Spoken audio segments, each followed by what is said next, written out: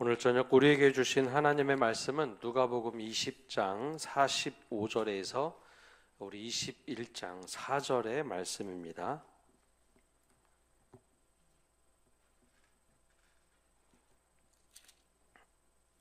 우리 45절부터 우리 한 절씩 교독하겠습니다. 모든 백성이 들을 때에 예수께서 그 제자들에게 이르시되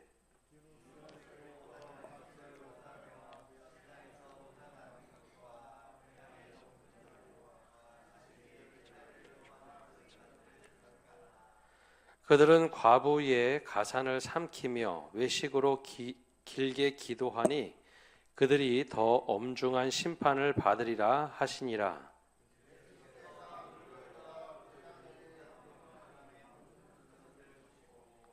또 어떤 가난한 과부가 두 렙돈 넣는 것을 보시고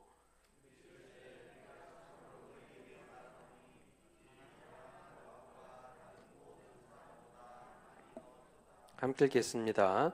저들은 그 풍족한 중에서 헌금을 넣었거니와 이 과부는 그 가난한 중에서 자기가 가지고 있는 생활비 전부를 넣었느니라 하시니라. 아멘. 우리가 신앙생활 하면서 처음에 아주 좋은 의도로 시작했지만 그 좋은 의도가 변질이 되면 신앙의 걸림돌이 될 때가 있습니다. 역사적으로 보면 우리 사도행전에 교회가 처음 시작되고 구제 문제가 생겨서 7명의 집사를 선출을 하게 되죠. 처음에 7 집사를 세울 때는 구제 문제를 해결하기 위해서 성령이 충만하고 기도를 열심히 하고 이게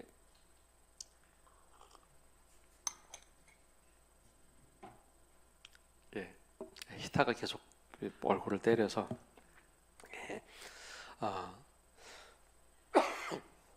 그래서 구제하는 사람들을 열심히 세웠습니다.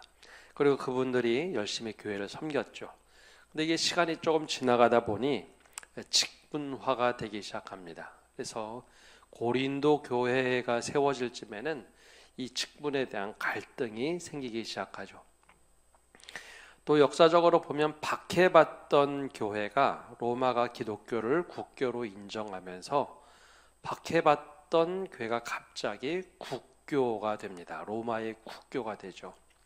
그럼 모든 것이 안정화가 되고 좋은 직제를 갖게 되는데, 문제는 그 이전에 박해받을 때는 교회가 열심히 기도하고 생명력이 있고 조직이 충분하게 갖추어 있지 않아도 섬김의 우선이 되었지만 국교로 기독교가 인정되면서부터는 모든 교회의 제도가 국가 제도를 따르게 됩니다. 그래서 보통 역사학자들은 좋은 기회임에도 불구하고 오히려 교회가 제도화가 되면서 딱딱하게 굳어진 화석화가 됐다, 즉 생명을 잃게 됐다라고 이야기를 합니다. 처음엔 아주 좋은 의도였지만 시간이 가면서 그 목적을 혹은 본질을 잃어버릴 때 그게 변질되었다라는 거죠.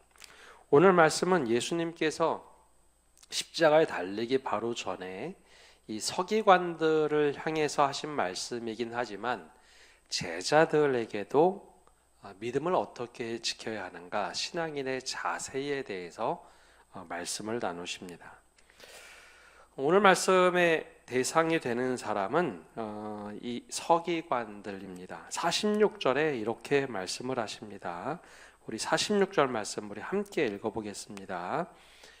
긴 옷을 입고 다니는 것을 원하며 시장에서 문안받는 것과 회당의 높은 자리와 잔치의 윗자리를 좋아하는 서기관들을 삼가라. 아멘.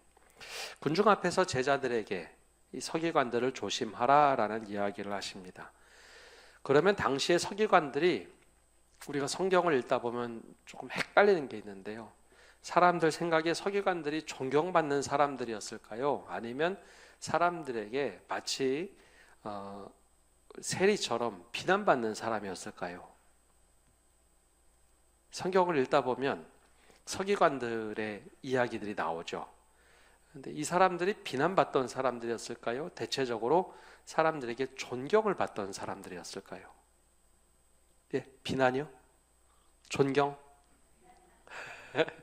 예, 성경을 읽다 보면 예수님과 이 대척점에 있었기 때문에 예수님의 지적하는 이야기가 많은데, 그 당시 사회상으로 보면 서기관들은 존경받는 사람들이었습니다. 율법을 가르치고 재판에 참여도 하고 마치 변호사처럼 법을 해석해주고 수임료도 받고 했던 사람들이기 때문에 존경받는 사람들이었습니다.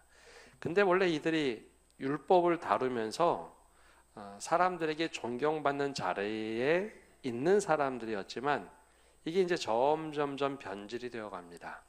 예수님 시대에 들어서면 오랫동안 말씀을 가르치다 보니 하나의 특권이 되었습니다. 그러다 보니 신앙에 있어서 제일 중요한 건 내가 하나님 앞에서 어떻게 사느냐가 중요한데, 신앙을 하나의 연출로 사람들이 어떻게 보느냐, 이것에 조금 더 관심을 두는 모습을 갖게 됐죠. 그 대표적인 모습이 예수님이 지적했던 모습입니다. 제일 처음에 얘기한 것이 이제 긴 옷을 입고 다니는 것을 원한다라고 하죠. 여러분, 긴 옷 입고 다니는 게 문제가 아니죠. 그렇죠? 긴 옷 입고 다니는 게 문제가 되지 않습니다. 당시에 긴 옷이다라는 상징적인 옷의 모습이 있는데요. 예배 드릴 때 목사님, 장로님들이 검은 가운을 입습니다. 그 가운을 입는 것은 사회에서는, 법과는 검은색은 권위의 상징, 그리고 최고위의 지혜를 상징하는 뜻입니다. 근데 교회에서는 그 의미도 있지만 또 다른 의미는 우리의 죄를 가려준다라는 의미의 가운을 입습니다.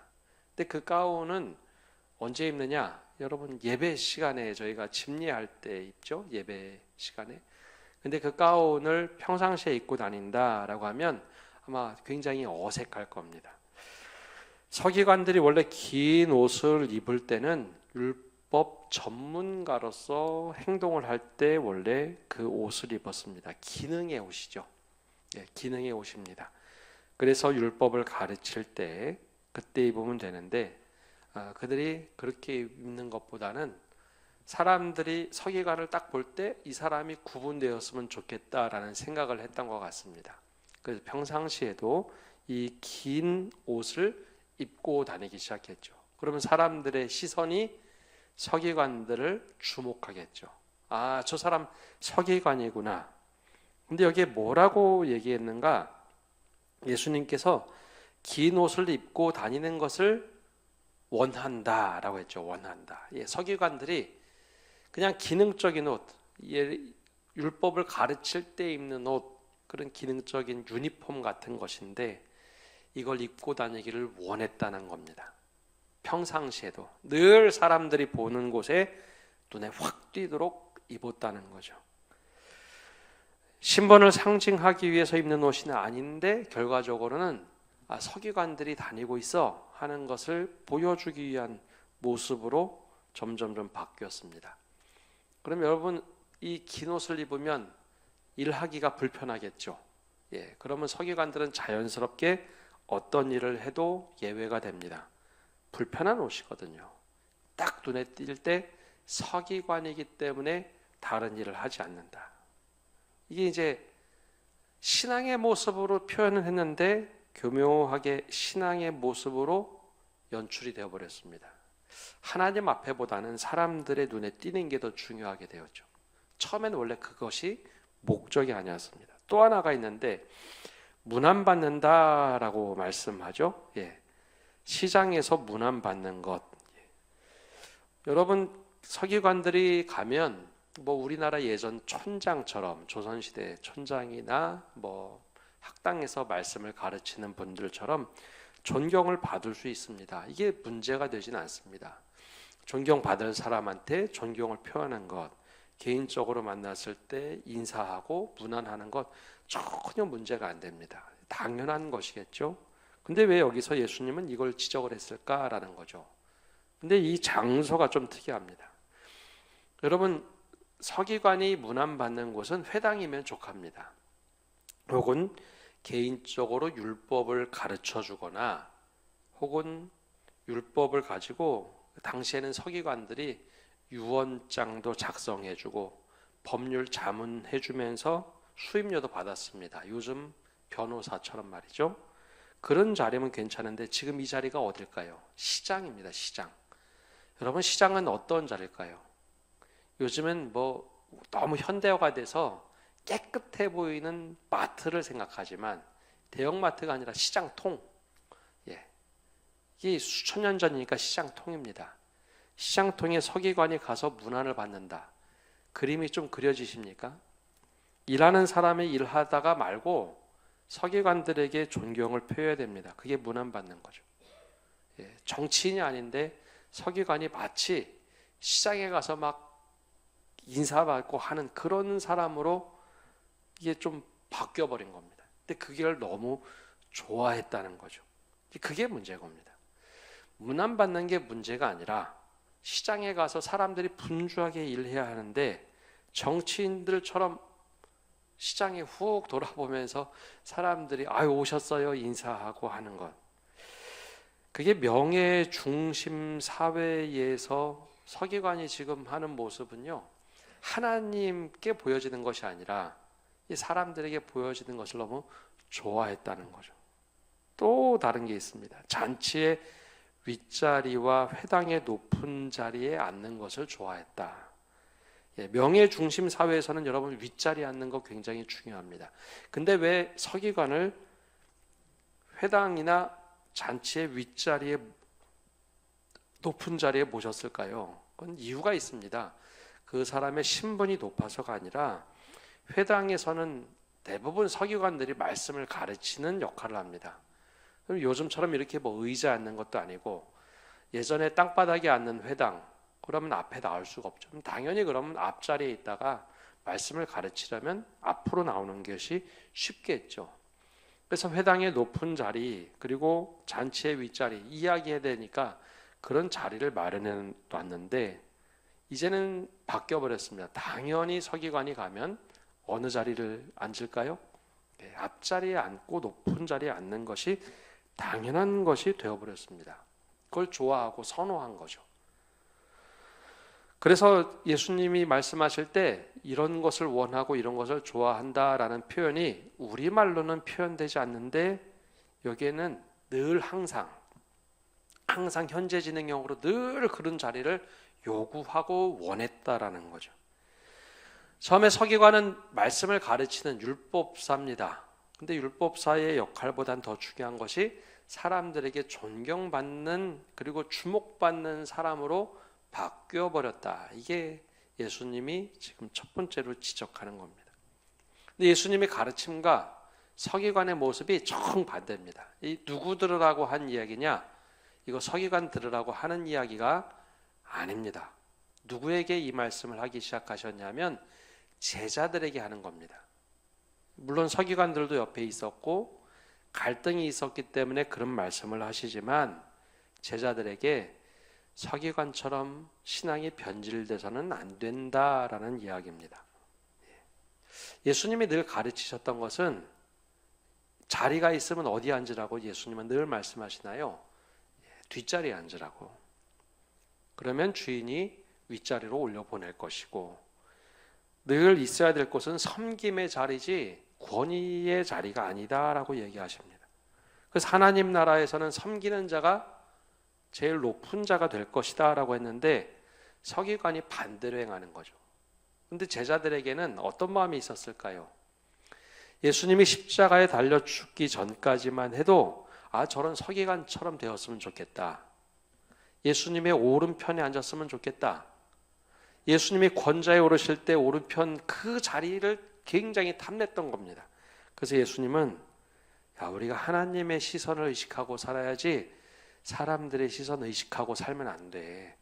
지금 그 이야기를 제자들에게 서기관을 빗대서 말씀하십니다.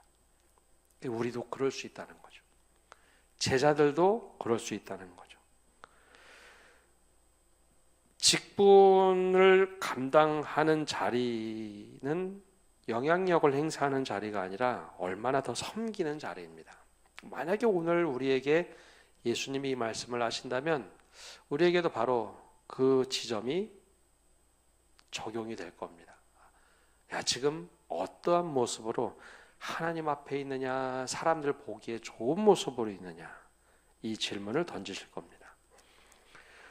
두 번째 말씀하신 것은 47절에 이 말씀을 이어서 이렇게 말씀을 하십니다. 우리 47절 말씀 함께 읽어보겠습니다.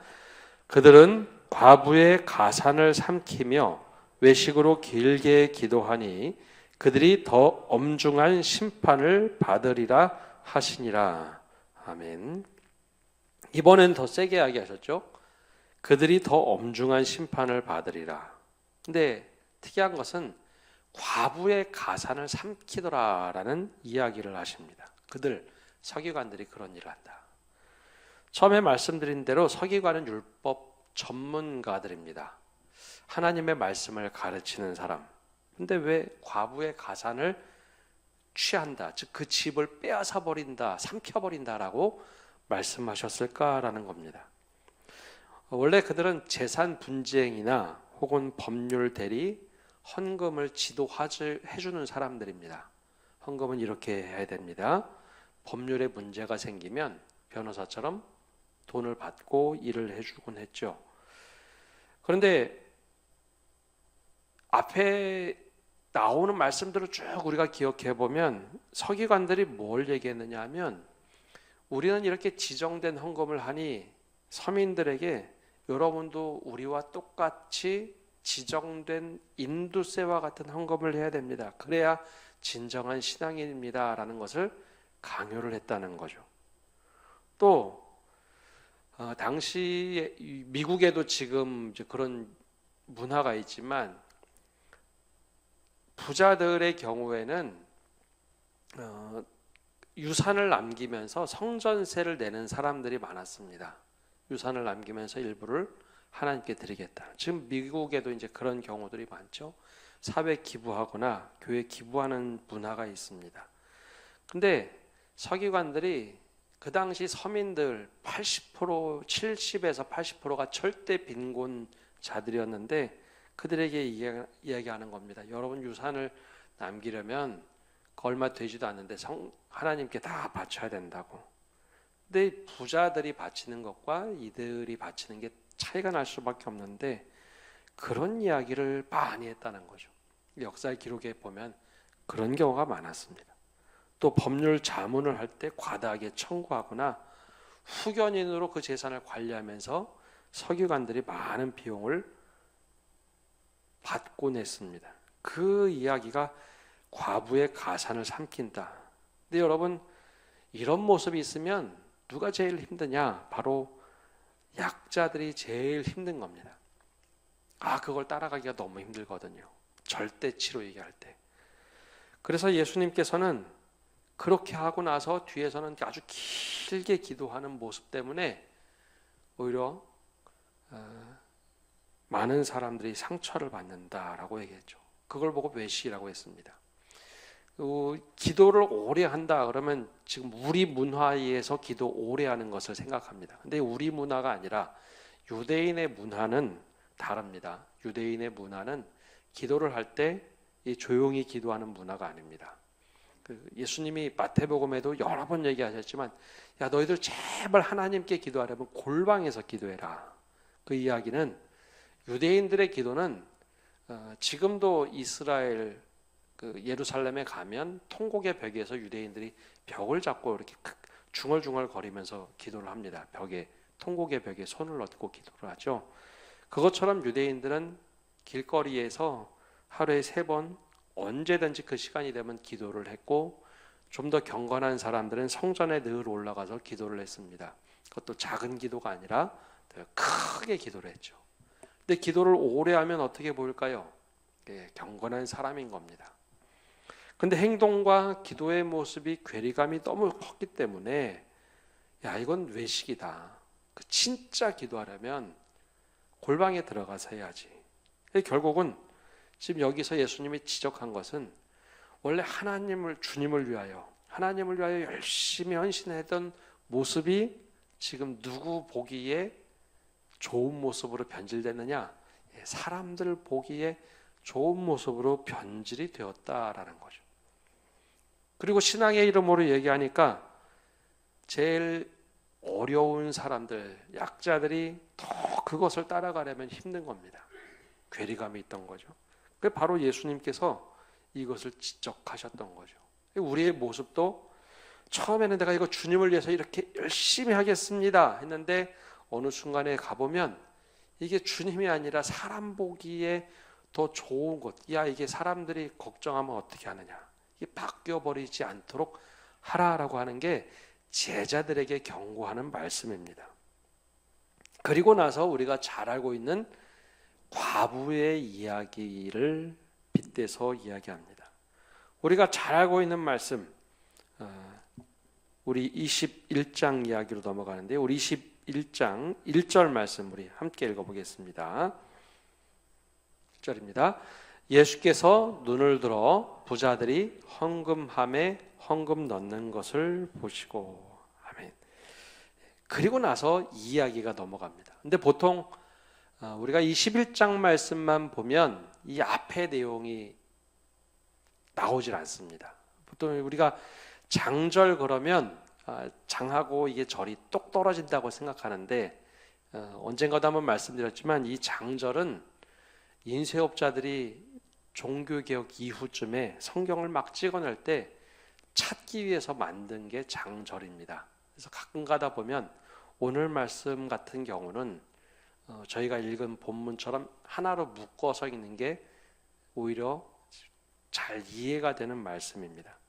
그래서 가난한 과부가 2 렛돈 넣고 부자가 헌금 많이 넣었다, 그거를 이야기하기 위해서 한 것이 아니라 서기관들이 했던 모습과 약자들이 지금 막 너무 힘들어했던 모습, 그 모습을 빗대어 얘기할 때 제일 정확하게 표현할 수 있는 이야기가 바로 오늘 이 말씀입니다.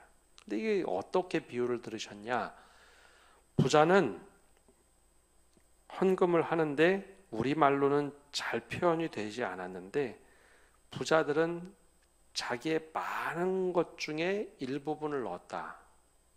자기 부자라는 절대적인 물질이 많았는데 그 중에 많은 액수를 넣었다. 그러나 이제 일부를 넣었다라는 표현으로 헬라어에는 돼 있고요. 그 다음에 가난한 과부는 2 렙돈, 자기 가지고 있던 전부를 넣습니다.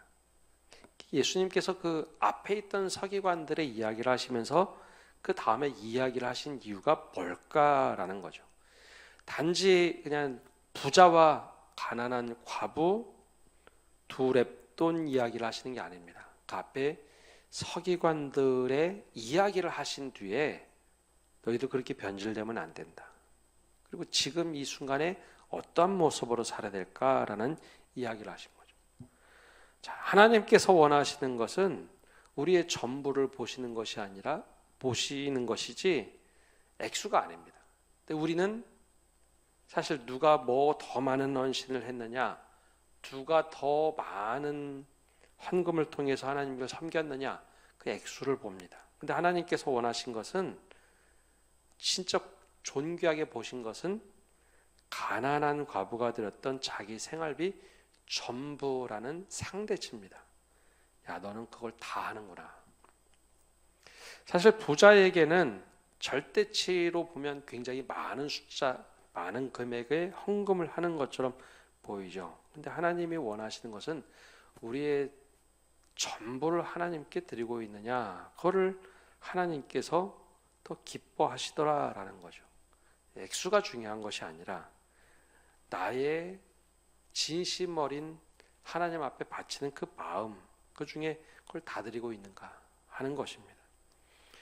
또 이 부자와 가난한 과부의 2 렙돈의 큰 차이는 내가 남은 것 중에 일부분을 드리느냐, 아니면 부족한 중에서 전부를 드리느냐, 그 차이입니다. 근데 이것이 우리는 절대치를 알 수가 없기 때문에, 늘 이제 양으로만 생각을 하는데 하나님이 바로 이제 그걸 보신 것이죠. 우리가 이제 신앙생활을 한다는 게 우선순위를 두고 한다는 것의 의미가 바로 여기 있습니다. 시간이 남아서 봉사하는 것이 아니라 시간의 첫 시간을 내가 이 부분을 하나님 앞에 드린다라고 생각하고 섬기고 나머지 시간들을 내가 정말 쪼개서 사느냐, 아니면 내가 내 시간을 다 쪼개놓고 일부의 시간을 헌신하느냐. 종종 이제 성도들이 실족하는 것 중에 하나 이 헌금 이야기죠. 헌금도 마찬가지입니다. 헌금도 내가 하나님 앞에 10의 1을 떼어놓고 드리고 나머지로 생활하느냐, 나머지를 생활하고 이 남은 돈을 가지고 헌금을 하느냐, 그게 다르다라는 거죠. 절대치로 보면 부자의 헌금이 많습니다. 근데 예수님은 그렇게 보지 않았습니다. 2렙돈을 드렸던 과부의 전부를 드렸다. 그게 진짜 신앙의 고백이다라는 거죠. 또 하나 신앙인의 자세로 예수님은 겉이 아니리 바깥 외적인 모습이 아니라 중심이었습니다. 예수님은 지금 사실 이 말씀의 시기를 보면 이제 며칠 지나면 십자가에 달릴 상황입니다. 삶의 마감하는 시간이죠. 그러면 여러분, 우리가 유언을 남긴다면 어떤 이야기를 유언으로 남길까요? 사실 이 마지막 시간들은 한마디 한마디가 다 제자들에겐 유언이었습니다. 예수님의 유언이죠. 신앙생활을 어떻게 할 거냐, 그 자세를 이야기하시는 겁니다. 예수님도 삶의 전부를 십자가에서 드렸죠. 그래서 당신이 삶의 전부를 드린 것처럼 전부를 드린 과부를 칭찬합니다. 서기관들은 하나님을 말하지만 늘 자신이 우선이었고 자신 칭찬받는 것에 관심을 두었다면, 과부는 아무 말 없이 하나님께 자신을 맡깁니다. 이게 바로 앞에 얘기했던 서기관들 이야기 속에 이 부자와 과부의 이야기가 너무나 대조적으로 선명하게 나오는 것이죠. 바로 그래서 예수님은 서기관들의 이야기를 하신 다음에 이 과부의 이야기를 하셨습니다. 서기관의 모습은 오히려 과부의 집을 삼키는 모습이다라고, 외식으로 길게 기도한다라는 그 이야기가 바로 이런 모습입니다. 그리고 나서 바로 이어서 과부가 하나님 앞에 2렙돈을 드렸는데 전부를 하나님께 맡기더라. 이게 의도적으로 예수님이 이걸 선명하게 구분을 해 놓으셨죠. 그러면서 제자들에게 질문 없는 질문을 던지십니다. 어떤 신앙을 가지고 있느냐? 어떤 신앙을 가지고 있느냐? 여러분, 신앙은 길게 보이는 기도로 증명되는 것이 아닙니다. 신앙은요, 오늘 말씀처럼 내가 정말 하나님 잘 섬긴다면 약자를 삼키지 않고 섬기는 삶, 또 하나님 앞에서 진실하게 살려고 할 때 그게 진짜 신앙인으로 남는다라는 겁니다.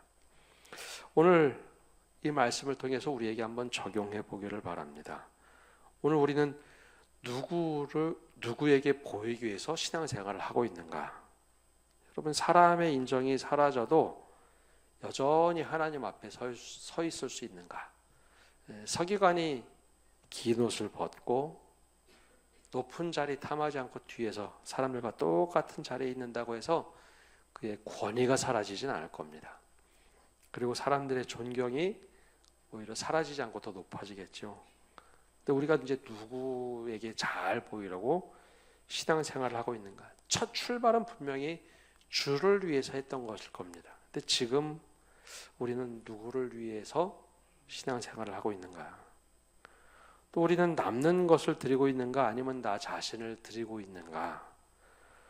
시간도 그렇고 물질도 다른 모든 것도 주님께 맡겼던 과부의 모습과 부자의 많은 것처럼 보이지만 일부분을 드리는 것과 나 자신을 드리고 있는가? 그 오늘 이 질문을 예수님께서 제자들에게 그리고 우리에게 던지십니다. 그리고 우리에게 마지막으로 약한 자를 살리고 있는 신앙의 모습을 가지고 있는가? 서기관들이 무심코 했던 행동이 과부의 가산을 삼킨다라고 했는데 우리가 그런 신앙을 가지고 있지는 않은지, 오늘 예수님께서 굉장히 짤막한 이야기지만 제자들에게 하시고 우리들에게 동일하게 질문을 던지십니다. 그 질문이 단지 그 당시에 제자들에게 하신 것이 아니라 이 말씀을 읽었던 초대교회 교인들에게 남겼던 예수님의 말씀이라는 거죠. 그래서 사실 복음서는요, 예수님의 말씀을 초대교회 교인들, 주후 60에서 70년 이후 그때 교회가 한 3, 40년 됐을 때 예수님이 사도들에게 뭐라고 말씀하셨대? 그 이야기를 적으면서 성도들에게 꼭 남기고 싶은 말씀들을 기억하면서 기록했던 것이 복음서입니다. 특별하게 이 말씀이 누가복음에 있는 것, 바로 누가가 세웠던 교회가 이 말씀을 듣고 야, 우리가 어떻게 신앙생활을 해야 할까? 그걸 고민하고 기도하고 바른 길 가도록 했던 말씀입니다.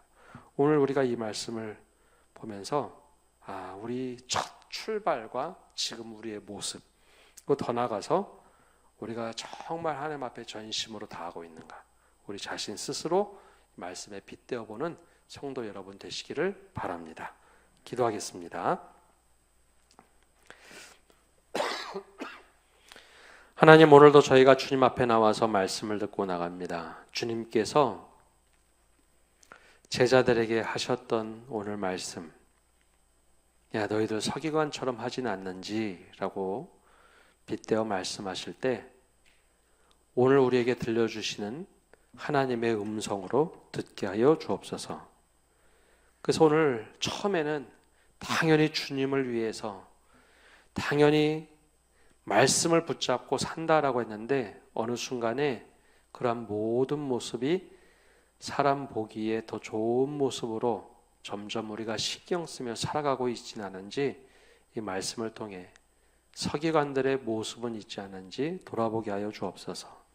또한 주님, 우리가 당연하게 생각하는 과부의 두 렙돈과 부자의 헌금을 보면서 나는 당연히 과부처럼 살고 있는 사람이야 라고 했지만 우리가 남은 것을 드리고 있는지 아니면 나 자신을 드리고 있는지 이 현장에서 주님의 말씀을 들었다면 부끄러움은 없는지 다시 한번 이 말씀을 통해 돌아보게 하시고 우리가 정말로 주님께서 원하시는 신앙생활을 하면서